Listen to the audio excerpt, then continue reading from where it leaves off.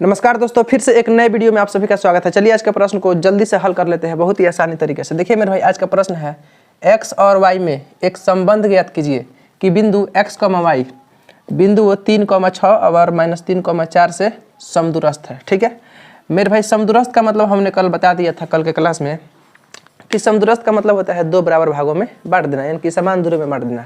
यहाँ पे जो कह रहा है पहले उसको फिगर के माध्यम से समझा दे रहे। देखिए मेरे भाई, यहाँ पर एक और एक दो बिंदु है। मान लीजिए पहला बिंदु ए है, इसका हमारा कितना दिया है 3,6।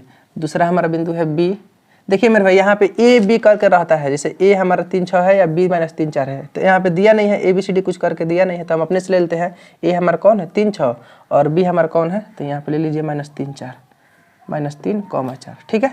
और समदूरस्थ का मतलब होता है कोई बीच में पॉइंट आता है जिसको इन दोनों के बीच में आकर के दो भाग में बांट देता है, तो यही समदूरस्थ का मतलब होता है। देखिए वही बतिया कह रहा है बिंदु इतना, यानी कि बिंदु XY इतना और इतना से समदूरस्थ है। कहने का मतलब यहाँ पर बिंदु हम P लेते हैं और यहीं पे हमारा क्या है XY है, और ये और B जो है ना, इसी के बीच में बिंदु PXY आकर के A और B को देखिए ई खंड दो खंड हो गया, यानी कि दो बराबर भागों में बांट दिया। कहने का मतलब यही होता है समदूरस्थ। ठीक है, चलिए मेरे भाई अब हल लिख के बनाते हैं। देखिए मेरे भाई, यहाँ पे जो है 3,6 हम A माने हैं, इसको -3,4 है इसको हम B माने हैं, तो हम अपने से माने हैं। XY जो है हम इसको P माने हैं, तो जो माने हैं उसको लिख लीजिए। तो चलिए यहाँ पे लिखिए माना बिंदु A हम किसको माने हैं 3,6 को, B किसको माने हैं -3,4 को, और P हम माने हैं X, Y को। ठीक है, अब देखिए भाई A और B जो है बिंदु, इसके बीच में ठीक P बिंदु यानी XY आकर के A और B को बीच में बिंदु आ गया है P, तो दो खंड में बांट दिया है। कहने का मतलब A और P बराबर में B और P हो जाएगा कि नहीं, यानी कि इतने बराबर इतने होगा। ठीक है, यानी कि हम यहाँ पे लिख सकते हैं AP बराबर के BP। नहीं लिख सकते हैं, आराम से लिख सकते हैं। इतना दूरी है, बीच में एगो बिंदु आ गया है, या बिंदु दोनों को दो भाग में बांट दिया है, तो हम AP के बराबर BP आराम से लिख सकते हैं, कोई दिक्कत नहीं है। ठीक है, अब मेरे भाई यहाँ पे देखिए, अब कुछ करना ही नहीं है। AP के लिए दूरसूत्र लगाइए और BP के लिए दूरसूत्र लगाइए, हमारा आंसर निकल के आ जाएगा। तो हमारा दूरसूत्र क्या होता है देखिए ना, x1 - x2 का whole square plus y1 - y2 का कहिएगा होल स्क्वायर बराबर। BP के लिए दूरसूत्र लिखिए x1 - x2 का whole square plus y1 - y2 का होल स्क्वायर। ठीक है मेरे भाई, देखिए A और P, पहले A वाला पॉइंट है फिर बाद में P वाला पॉइंट है, तो हम जानते हैं पहले वाला हमारा x1 होता है और दूसरा हमारा y1 होता है। ठीक है, उसी तरह उसके बाद हमारा P है, तो यहाँ हमारा पहले हमारा x2 होगा, फिर कौन सी होगा y2 होगा। ठीक है, उसी तरह इसमें BP है, तो B वाला हमारा x1 y1 होगा और P वाला हमारा x2 y2 होगा। ठीक है, तो चलिए अब इसको बनाते हैं। देखिए मेरे भाई, यह AP के लिए x1 कितना है, तो कहिएगा 3 है, -x2 कितना है, तो कहिएगा हमारा x है, इसका होल स्क्वायर। x2 हमारा x नहीं है। अब फिर y1 कितना है, तो y1 हमारा कहिएगा मेरे भाई 6 है, और y2 कितना है, तो कहिएगा मेरे भाई y है, इसका होल स्क्वायर। इसको मिटा दीजिए और ठीक है बराबर। अब यहाँ पे देखिए हमारा BP है, तो BP के लिए यहाँ पे x कितना होगा, कहिएगा x1 है, कितना होगा y1, और x2 y2 यहाँ पर है। तो BP के लिए x1 कितना होगा, कहिएगा -3, और -x2 कितना है यहाँ पे देखिए, तो कहिएगा x है, इसका होल स्क्वायर। y1 कितना है, तो y1 कहिएगा 4 है, -y2 कितना है, कहिएगा y है, इसका होल स्क्वायर। ठीक है, अब देखिए मेरे भाई, बराबर के इधर भी रूट है, बराबर के इधर भी रूट है, तो दोनों रूट को हमको हटाना पड़ेगा। तो आप सिर्फ इतना लिख दीजिएगा दोनों तरफ वर्ग करने पर, कितना, दोनों तरफ वर्ग करने पर इतना लिख दीजिएगा। इसका मतलब क्या हो गया, यह दोनों रूट खत्म। कैसे, जैसे मान लीजिए यहाँ पर रूट 2 है और इधर रूट 9 है, दोनों रूट को हमको हटाना है, तो हम दोनों तरफ वर्ग करेंगे, तो इधर भी स्क्वायर होगा, इधर भी स्क्वायर होगा। अब भाई स्क्वायर से रूट खत्म, स्क्वायर से रूट खत्म, देखिए 2 बराबर 9 हो गया। यानी कहने का मतलब दोनों रूट खत्म हो गया कब, जब दोनों तरफ वर्ग कर रहे हैं तब। तो इधर भी दोनों रूट खत्म होगा कब, जब दोनों तरफ वर्ग करेंगे तब। तो यहाँ दोनों तरफ वर्ग कर दिया, इसका मतलब दोनों तरफ का रूट जो है क्या हो गया, खत्म हो गया।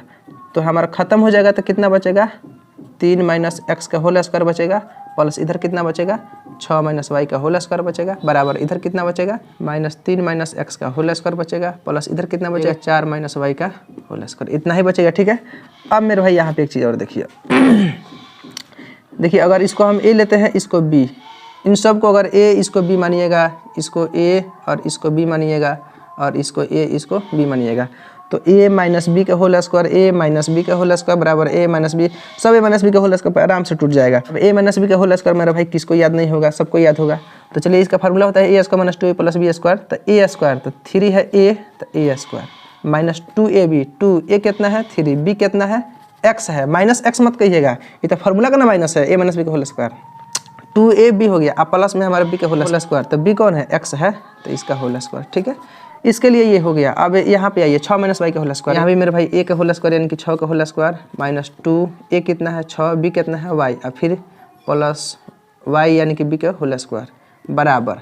अब देखिए यहाँ पे भी a हमारा माइनस 3 है और b x है। ठीक है, यानी कि a स्क्वायर यानी कहने का मतलब माइनस 3 का स्क्वायर माइनस 2a कितना है माइनस 3 है इंटू b कितना है x है, फिर प्लस b स्क्वायर कहने का मतलब b हमारा x है तो x स्क्वायर। ठीक है, अब इधर कितना बचा प्लस में, फिर इसमें तो हमारा होगा a स्क्वायर यानी कि 4 का होल स्क्वायर माइनस 2a कितना है 4b कितना है y, अब प्लस y का होल स्क्वायर यानी कि हमारा b स्क्वायर, तो b हमारा y ना है तो y का होल स्क्वायर होगा। ठीक है, अब मेरे भाई थोड़ा सा ऊपर मिटा रहे हैं। ठीक है, अब मेरे भाई देखिए कितना होगा, यह 3 का स्क्वायर कितना होगा कहिएगा 9 होगा, यह माइनस है तो माइनस 3 दूना 6, यहाँ पे x है, अब प्लस में हमारा कितना होगा कहिएगा x स्क्वायर होगा, फिर प्लस 6 का स्क्वायर कितना होगा मेरे भाई कहिएगा 36 होगा, फिर माइनस 6 दूना 12y यानी कहने का मतलब माइनस 12y, फिर प्लस y का हमारा कितना होगा होल स्क्वायर होगा। ठीक है मेरे भाई, इन सबको अब मिटा दे रहे हैं। ठीक है,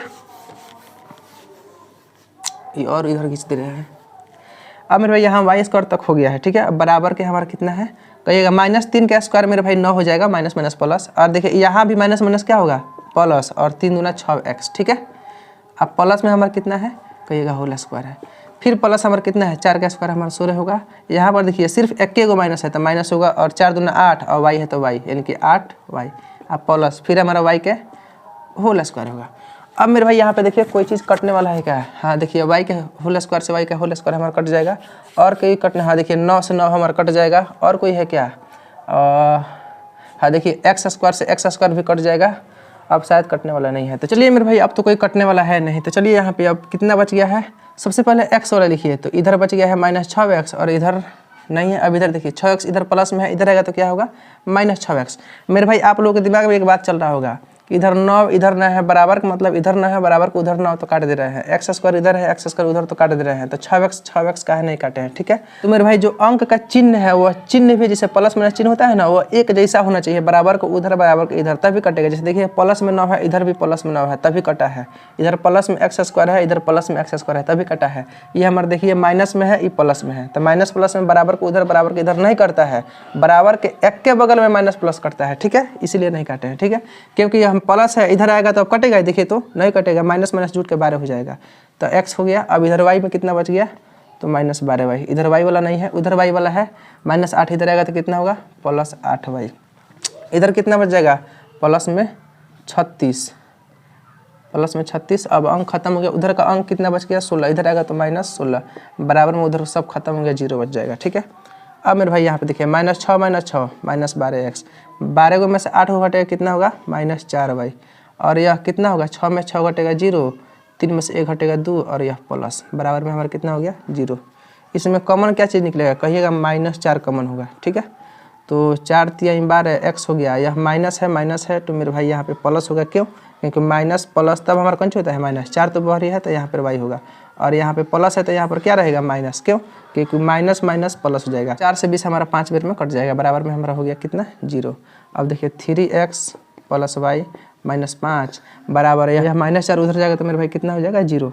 तो यही तो हमारा हो गया आंसर। ठीक है, तो मेरे भाई यही हमारा आंसर हो गया। क्वेश्चन कह रहा है x और y में एक संबंध ज्ञात कीजिए, तो यही हमारा x y में यही संबंध है। ठीक है, तो चलिए मेरे भाई मैं उम्मीद करता हूँ यह क्वेश्चन आप लोगों को बहुत ही आसानी तरीके से समझ में आ गया होगा। अगर समझ में नहीं आ रहा होगा तो फिर से दोबारा देखिएगा और समझ में आ जाएगा। ठीक है मेरे भाई, फिर से अगले वीडियो मिलते हैं। बाय दोस्तों।